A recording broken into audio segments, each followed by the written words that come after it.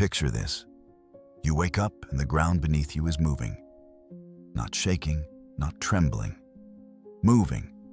Silently, steadily, carrying you out to sea. It's minus 31 degrees Celsius. The wind is doing nothing to help. And every direction you look, in every direction, there is nothing but cracked white ice and black, open water. You have no boat, no radio, no flare. The shore is gone. You don't know how far. This is what happened to Aleksei Likhachev, a 44-year-old fisherman from the Sakhalin coast of Russia's Far East. On a Tuesday morning in February, he walked out onto what he believed was solid, shore-fast ice. He set up his drill. He started fishing. And then the ice sheet broke free. He didn't hear it happen. He didn't feel it until it was too late. And by the time he realized the shore was gone, it was already half a kilometer away and getting farther.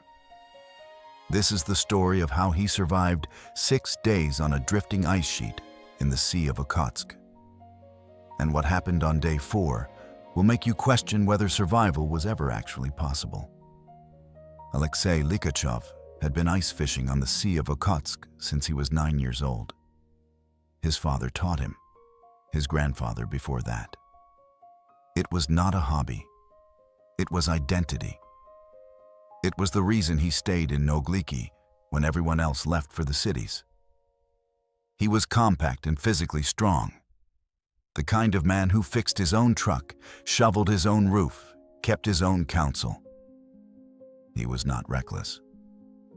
People who knew him called him careful. He checked ice thickness before he walked. He watched the sky before he went out. And he had done this hundreds of times. He had a daughter, Masha, who was 7. She was learning to draw horses. He had a photograph of her in the inside pocket of his jacket. The same jacket he was wearing that Tuesday morning. That morning, the temperature was minus 28. The sky was steel gray but stable. The previous night's wind had died. Aleksei walked down to the shore at 5:47 a.m., tested the ice at the edge, a solid 40 centimeters, and walked out 200 meters to his usual spot. The ice was silent under his boots. Firm. No flex, no groan. He drilled his hole.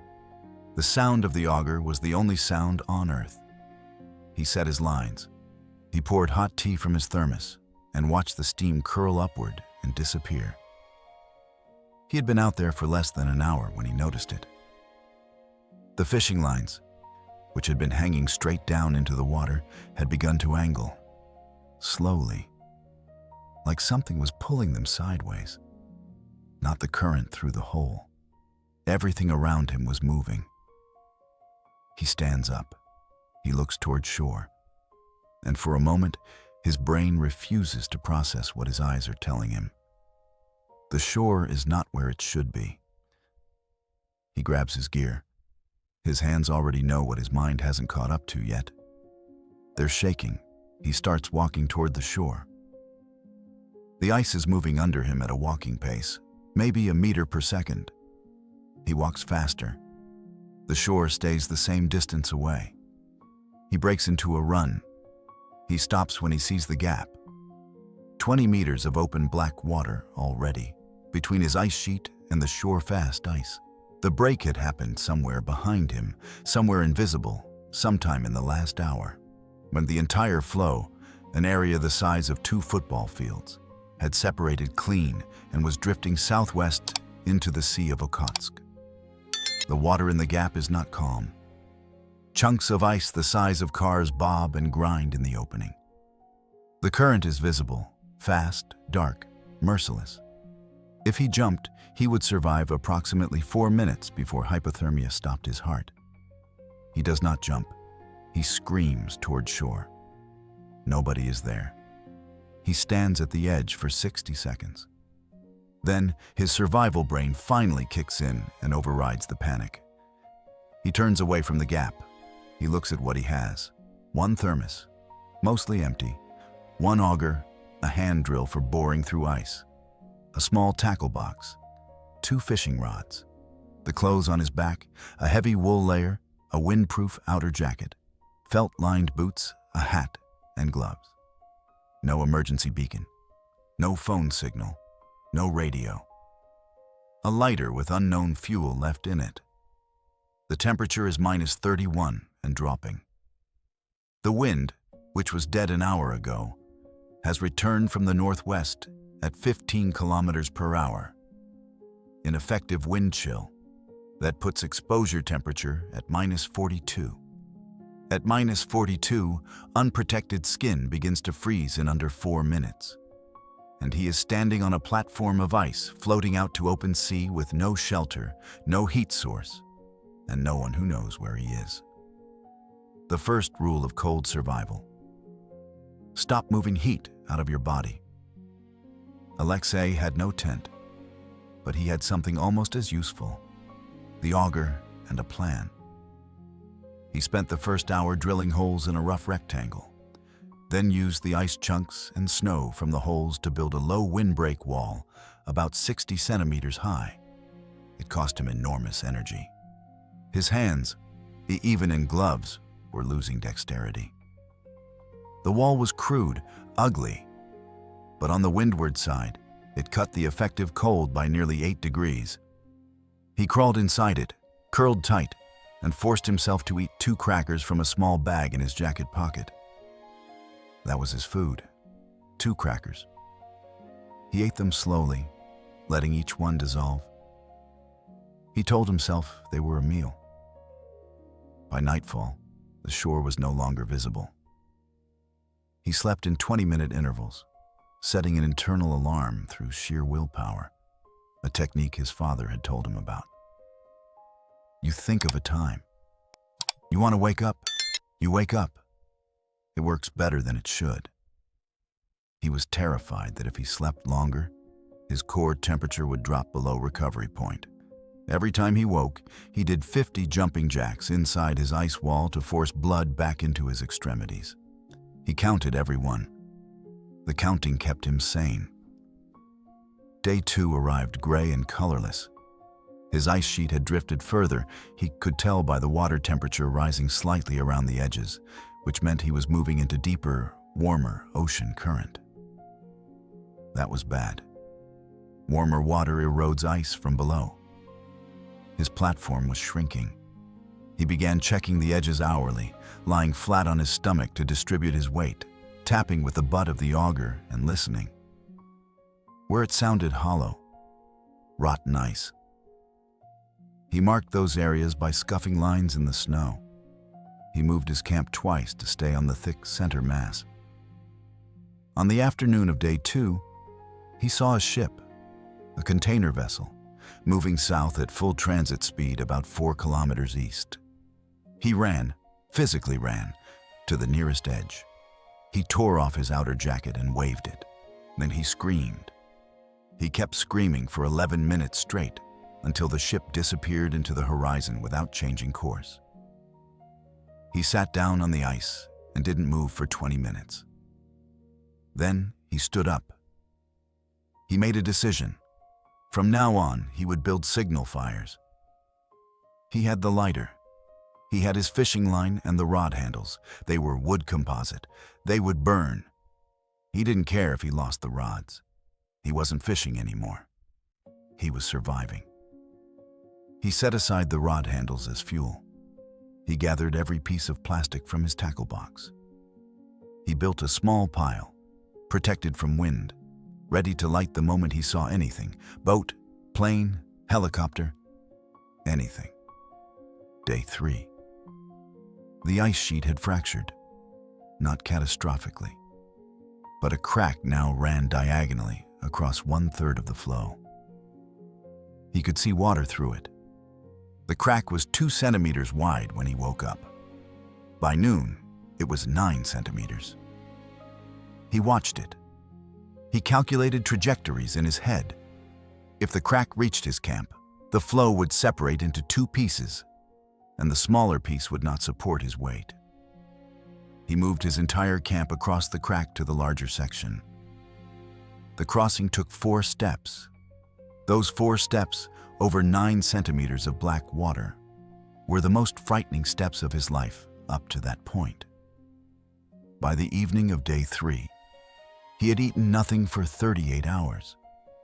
His fingers on his left hand had no feeling below the second knuckle. He had drunk melted ice water. He melted it against his body heat, cupping ice in his hands inside his jacket and waiting slowly for it to liquefy. It took 20 minutes per mouthful. He did it whenever he could stand the pain. He thought about Masha constantly. He did not think about dying. He made himself think about specific things: what she would draw next, what he would cook when he got home, the exact smell of his kitchen. He held the photograph inside his glove, against his palm, where he could feel the paper. He was not going to die on this ice. He told himself this every hour. By day 3's end, he wasn't sure he believed it anymore. Day 4, 3 a.m. He hears it before he feels it. A low, grinding moan, like the earth swallowing itself. Then a vibration that moves through the ice and into his bones. He's on his feet before he's fully awake. Another floe has collided with his from the southeast. The impact sends a fracture line racing across the surface like a lightning bolt. He sees it coming. He runs left. The ice beneath him tilts, actually tilts, dropping one edge by 20 degrees before rebalancing. He goes down on his hands and knees and grabs at nothing. There is nothing to grab. He slides 2 meters toward the water's edge before the floe levels out again. He stops 80 centimeters from the edge. He lies there, breathing. The 2 floes grind together for another 90 seconds, then separate. His platform is now roughly half the size it was on day 1. The crack from yesterday has opened into a full 2-meter gap. His windbreak wall is gone, on the other piece, drifting away. The temperature has dropped to -38. Wind is back, harder now, 25 kilometers per hour from the north. He has no shelter, no fuel left. His left hand is functionally useless. His face is numb from brow to chin, and he is approximately 90 kilometers from the nearest coast, though he doesn't know this number. He just knows it's far. He can tell by how long the horizon is, by how deep the water sounds when he taps the edge. This is where most people stop, not from cold, from the mathematics. The brain runs the numbers: no food, no shelter, temperature dropping, platform shrinking, and decides the equation has no solution. The brain sends the signal to lie down, just for a moment, just to rest. Aleksei Likhachev felt that signal. He stood up instead. He pulled off his outer jacket, spread it flat on the ice, sat on it cross-legged in the position that minimized surface area exposure, tucked both hands into his armpits, and he began to plan his signal fire for dawn. He had saved one piece of plastic, the tackle box lid, thick polyethylene. He had the lighter. He had nothing else. One shot, one fire, one chance when something passed overhead. He stayed awake all night by reciting things out loud. Every fish he'd ever caught, by name and size. Every road between Nogliki and the harbor. The words to every song he remembered from childhood. His voice was gone by 5 a.m., cracked and raw and barely audible. He kept going anyway. At 6:14 a.m. on day 4, through fog that had rolled in thick and gray, he heard it. A helicopter. Not close, but not far. He didn't hesitate. He sparked the lighter. The polyethylene caught. The flame was small, pathetically small. But the smoke that came off burning plastic is black and thick and visible for kilometers. He held it up with both hands, using his numb left hand as a platform, ignoring the pain signals his brain was trying to send. And the smoke rose, bent in the wind, spread. The helicopter didn't change direction. It kept going, north, away from him. The fire burned out in 40 seconds. He had nothing left to burn. He sat down beside the scorch mark on the ice. That black burn mark was everything he had left. A dark square, 30 centimeters wide, on white ice. He stared at it. And then he realized something. The burn mark was visible, dark on white, from above. He pulled off his outer jacket, the red and black one, and spread it flat. He grabbed the auger and began drilling over and over around the jacket in a wide ring. The ice chips came up dark, wet, nearly black from the deeper layers. He packed them around the jacket's border. Dark ring, red center, a target, 40 meters wide, visible from 500 meters up. It took him 2 hours. He fell twice. His vision was narrowing at the edges, early stages of hypothermia-induced tunnel vision. He knew what that meant. He kept drilling.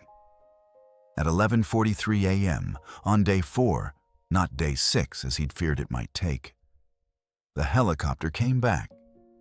They had seen the smoke on their first pass. They just hadn't been able to pinpoint the source through the fog. They had turned around. They had come back lower. And they saw the target on the ice from 400 meters altitude. The rescue crew later said they nearly missed him twice. Once when the fog closed, once when the floe he was on temporarily appeared identical to a dozen others. What led them directly to him was the red jacket in the center of the dark ring. When the rescue swimmer dropped down onto the ice, Aleksei Likhachev was on his knees, not collapsed, on his knees, eyes open, looking up, and he said one thing. He said, "Masha." He couldn't stand up. They had to carry him. But he was awake. He was coherent. His core temperature was 34.1 degrees Celsius, just 3.1 degrees below normal. The edge of survival, not over it. Aleksei spent 9 days in hospital. He lost the tips of 2 fingers on his left hand to frostbite, the third and fourth. A small price.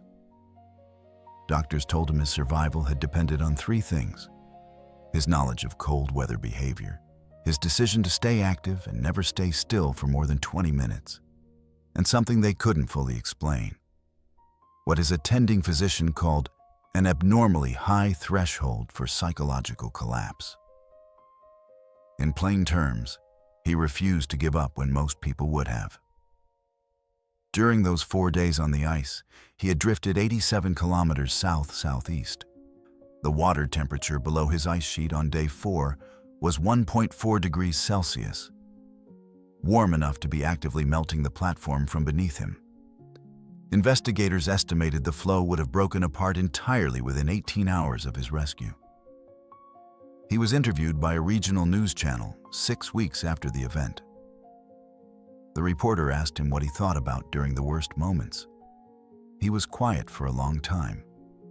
Then he said, "I didn't think about surviving. I thought about arriving. There's a difference. Surviving means you might not. Arriving means you already decided you will." He went back to fishing the following winter. Of course he did. There is something in certain people, something that cannot be explained by training or genetics or luck, that refuses to accept the finality of the worst moment. The ice moves, the cold comes, the odds collapse, and something in the human being says, "Not yet, not today. I have someone to get home to." That something is the oldest part of us, and it is extraordinarily difficult to kill. One final thing. After Aleksei was rescued, investigators went back to the shore where he had walked out that morning. They found the ice conditions had been borderline for 3 days prior. Local maritime authorities had issued a low-level drift warning for that stretch of coastline, warning fishermen of unstable offshore conditions due to shifting Arctic air pressure systems. The warning had been posted on a board inside the harbor office. which Aleksei, like almost every fisherman in the area, had never gone inside that morning. And he was 200 meters from information that would have saved him 4 days on a drifting ice sheet in the Sea of Okhotsk. He never saw it. Next week, a family of 5 is caught in a flash flood that turns a canyon into a vertical river in under 3 minutes. One of them makes it out. The story of how we'll change how you think about fast water forever. If stories like this remind you that humans are built to survive anything, you belong on this channel.